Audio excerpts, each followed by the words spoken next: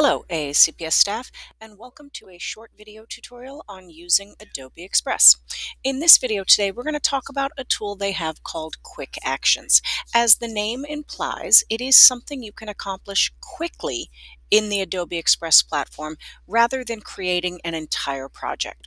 We can find quick actions in multiple places in Adobe Express. So here from our dashboard, the first place we'll find quick actions is to select on the tab Edit across the top, and you'll see just a handful of the quick actions available here.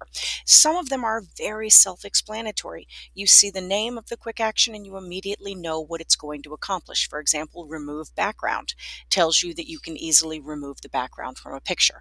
Similarly, convert to GIF tells you that you're going to take a video and turn that into a moving image or one of those quick GIFs that we frequently use in education.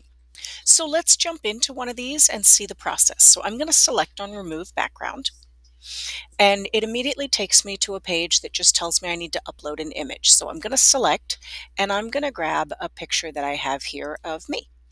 And it takes just a moment to upload your picture. And when it uploads it, it automatically removes the background for you. In addition to having now a ping or an image of you without a background in there, you even have the ability to add other backgrounds. So I can add these swirling colors here. I can add this very vivid purple, or I can just put in a solid colored background in place of what was there. So really simple to use, and as the name implies, very quick to accomplish what you need to. Because Remove Background is one of our most popular tools, I'm also going to show you the additional ability to open it in the editor. So if you turn your attention to the very bottom center of my screen, you'll see I have a button that says Open an Editor. And this is nice if you want additional options. For example, sometimes with the Remove Background, if the color of your shirt is too close to the background or your hair, it might remove too much of the image, and that's where an option like Open an Editor allows you to be a little bit more precise with what you are doing with this picture. So when you open it in the editor, you get options over here on the left-hand side. The first one is, again, that remove background, which if I select it now, will restore the background that was there. But you'll also find an eraser. So if I needed to manually remove a little more of the image, my eraser is great for doing that. But in addition to being able to erase additional parts of it, I also have the ability to restore parts of it. So going back to that scenario where I said maybe it took away a little bit of my shirt or took away a little bit of my hair because they were too close in color to the background, I can use erase to remove a little more or restore to put some things back. And then when you're done, you just download the image that you have and save it as your own ping that you can use anywhere, like in an Adobe project or maybe just as your profile picture for ACPS. So let's go back to the home screen.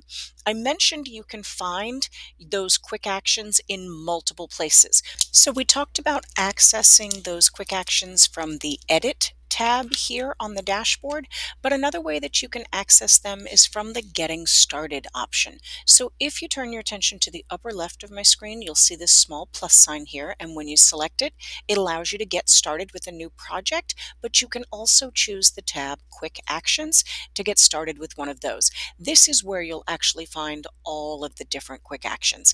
The Edit tab has a handful of those that are new or trending or most popular, but here under Getting Started, this Quick Actions menu has all of the different quick actions that Adobe Express has available. You'll notice a handful of those at the very bottom here are grayed out because these all involve the AI that Adobe Express has, and we don't have access to that with our accounts. But you will find several different quick actions that are available. So let's go ahead and select on another one that's very popular here with our teachers and students, and that's the Animate Audio. With Animate Audio, you get a character in front of a background, and you can choose any size, and then you can record up to 2 minutes of your voice, and the character will actually act out what you are saying. So it's great for exit tickets and quick demonstrations of understanding. So students can choose any of the characters that they have. You'll see they have a variety of different categories of characters. So they could have an animal avatar, a robot, so on. And then you choose background and you can pick what you want your character to be in front of. Choose the size, so square is pretty standard right here, and then you just come down and you click on record.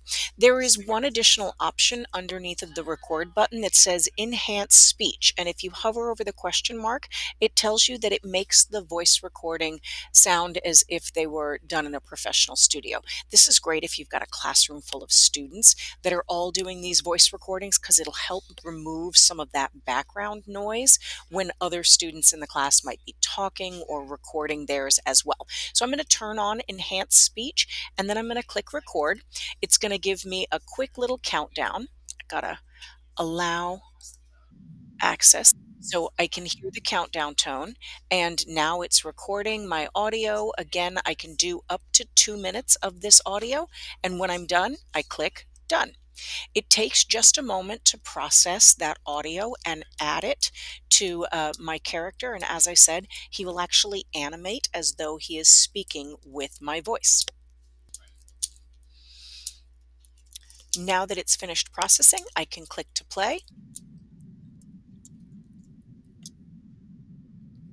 You can see how the character is moving and speaking, trying to align with my voice in that quick recording right there. Once again, we have the ability to open it in the editor if we wanted to add this to another project that we're making or add other elements to it. Or we can download it and save it. It does save as just a standard MP4 file, so students would be able to turn those into the teacher through their Canvas course, or the teacher could share one out with the kids as a fun way to introduce a new project. So that's been a quick look at quick actions.